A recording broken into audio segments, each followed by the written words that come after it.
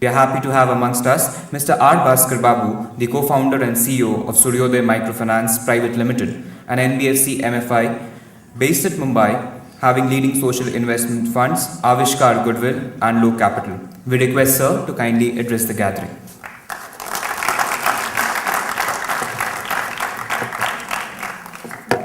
This one. 8:24 on a Saturday and having Rajiv as a speaker preceding you. You can think how difficult it will be for me. So the only way I can really manage that is either by making a more interesting presentation or by making a quicker presentation. So let me try the second one. What's microfinancial services? I will make it in 10 minutes, so I'm not going to read it out. But financial services provided in small optimal quantity, but more important than that, it's provided in the most convenient manner, more convenient than you and I would get. Doorstep delivery, doorstep collections and all that. So even though we cater to a class, which in whichever way you put it is bottom of the pyramid, call it decently or the challenged, you need to have a best in class product which is better than any other product. You should have the best delivery platform, you should be transparent, and you should have a highest quality relationship. And add all this together with the crisis that hit the industry and the bad reputation that came in.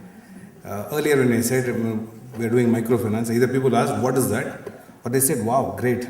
So they will discuss. Today if I say I am doing microfinance, they will just give me a look and they will think as if I have frauded them. This is the imbalance in access and growth. This is what actually the financial services scenario looks like in the country today. You have the HDFC mutual fund, HDFC bank, all those guys catering to typically the top 10. I'm not demeaning anything, but saying the top 10%, 20%. But there's a vast one. And when people talk about financial inclusion, what runs into my mind many a times is to think how many bank chairmen's maids, drivers, or senior management people have operative bank accounts. It hasn't even reached that level, and we really talk about financial inclusion. Generally, whenever we speak, we think about 6 lakh villages and whatnot. Financial inclusion, or rather exclusion, is as much prevalent in Mumbai, where possibly on an average everybody has got 2 accounts. You can call it penetration, but 40% of the population does not have an operative bank account. So technically, it takes us saying that we, as we move up as a country, economy, demographics, everything looks great. We are getting more connected with things which are far away, instantly connected, but we are not connected to a world within a kilometer. For instance, there's a place called Devnar in Mumbai. As we enter Mumbai, there's a east of Devnar and a west of Devnar. The per square foot pricing in east of Devnar is 20,000 rupees today. On the west of Devnar is one of the most, if you go there, you will not have your lunch. So that's a kind of a imbalance which is really happening. And as I said, that Bombay has got 40% of the population which has no respectable access. The underlying operative word is respectable access. They have an account, yeah, but you go there and you don't get treated well, you don't want to go there next time. The inclusive growth is good for all of us. GDP growth will be sustainable, and an exclusive growth spells big time long-term instability. It in a way creates a very low probability but high impact destabilizer as we build a country with lots of aspirations building up. Okay, quickly now. Economically challenged segment is what we call them. We don't want to call them poor because you're starting off with a negative sentiment. Being poor is a combination of multiple factors that you are born in such a family, a problem that you didn't have opportunities and vice versa. But every time you kind of keep telling them, you go there and tell them poor. I mean, you kind of reiterating that. So I always kind of think that they are all aspiring, economically challenged. They have usually 2.5 average earning members. It is usually a mix of salaried and petty businesses in the same household, and they are not aware of what their annual income is. Their monthly cash flows is their income. The income varies anywhere between 8,000 in many parts of, we are an urban microfinance player, to as much as 20,000 rupees per month in many parts of Mumbai. And generally their family's income jump with an entry of a new earning member. No formal savings, they do not have respectable access to banks at all. And as Rajiv was mentioning before, mutual fund, insurance and all that happens, they need to start saving, and they need to have, they need to walk into a bank. If you go to many banks, like if you look at the State Bank of India in any part of Mumbai, if you see a huge crowd waiting outside even before the bank opens, it is basically for people waiting to remit their money to their relatives in Bihar, Orissa, Uttar Pradesh, wherever it is. Same customer, I don't think the bank should distinguish between a customer who can be inside the branch premises and who should stand outside. So that's a scenario you can see for yourself wherever you go. Most of them are absolutely highly aspirational. There is a huge awareness about what the middle class lifestyle is all about. She could be a maid, she could be a driver, and today they know what the value of the apartment is, how much rent you pay, what is your affordability, and obviously, and that creates an imbalance as well. The evolution of the entire business started with self-help group linkage started by NABARD. Then the entry of NBFCs in the late 90s enabled scale, scale builds greed, greed builds bubble, and then you have the entire thing. And as Raju was saying, you see read only negative news and which are happening to the sector.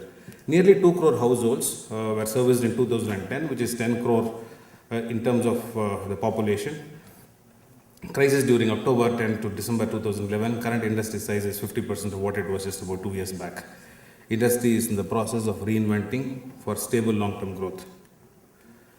So what brought the crisis, as in any banking thing wherever it happens, is that the growth in sizes and entry of multiple financiers, average borrowing kept going up, and we are all doing happily rear view mirror driving. So we looked at the past is good, so the future should obviously be reflecting the same.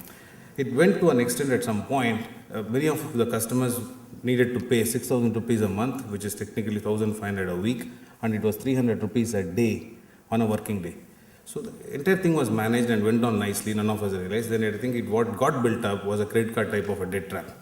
And we as lenders were all basing our decisions only on one, which is the repayment experience.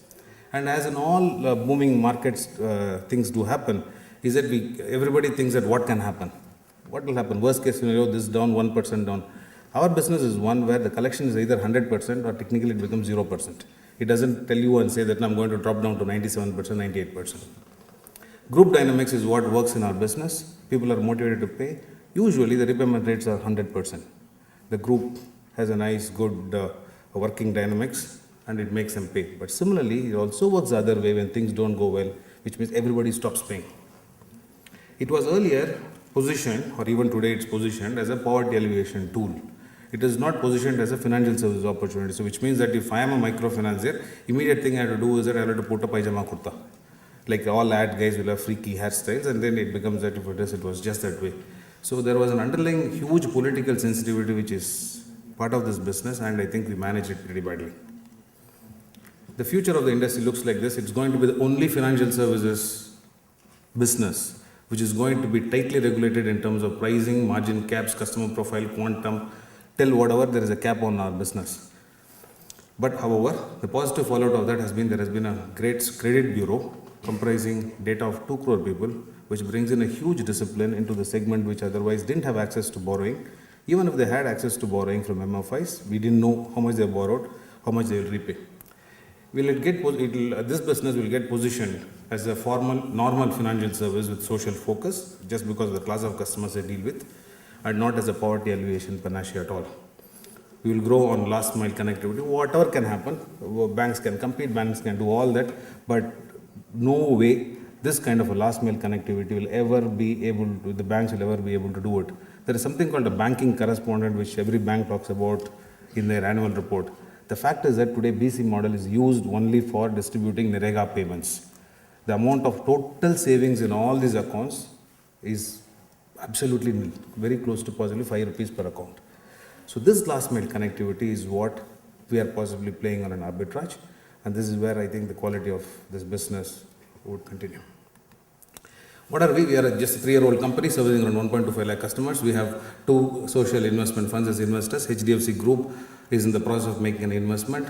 We believe in world-class processes, whatever business we do. Size is no impediment in terms of you putting a classy process wherever. And we have one of the best operating expense ratio in the industry, because today it is not a cost plus model. As Peter Drucker will always tell you, one of the worst sins you can commit is to work on a cost plus model, even if the market can take it. So today our output is capped, so which means our input management becomes extremely critical. We emerge stronger as a company during and due to the crisis. I'm pretty happy about it. We focus on building customer relationships, not just adding customer as a number. So I don't measure growth as the 100% growth, 50% growth, what doesn't really matter. If I can build customer relationships, I can grow how much ever. We have 2 role model companies. One is HDFC Limited, and the other is a company, great company called Sundaram Finance. We measure our success by the percentage of customers who will come and tell us that, okay, thank you, we have been with you for 4 years. Microfinance, in some sense, is like an education business. A symbiosis cannot take pride saying that I've been keeping the student with us for 20 years. Maximum, you can hold it for 12 years as a school and they should move on. Microfinance, we did the biggest blunder. We wanted to hold the customer for 5 years and 6 years, and we're proud saying that he has been with us for 6 years. Boss, it's like telling that he has flunked, which is what we did. No cross-sell for commission is what we want to do as a company. Never buy sell products, because many times, or rather almost all the times, what our customers want is not possibly what they need. They don't understand themselves, and I don't understand my customers at all. So it becomes absolutely complicated. So we rather, first thing we do is that we don't cross-sell anything. The key thing which we did, pretty happy, is in terms of we have enabled our customers open operative bank accounts. 50,000 as on date, and I can tell you it's a big problem. Banks, what the chairman will say, for example, Bank of Maharashtra chairman will say we are very keen. ED will say we are very keen. AGM will say very keen. Finally, we'll go to the branch manager, he will say, boss, I can't handle so many of your customers. So please understand. Okay, thank you. Loop back. And difficult. We focus on customers building assets and not just enhancing income. And what we want to do, hopefully we'll be able to do over a period of time, is to really build a wow organization in terms of everything. Thank you.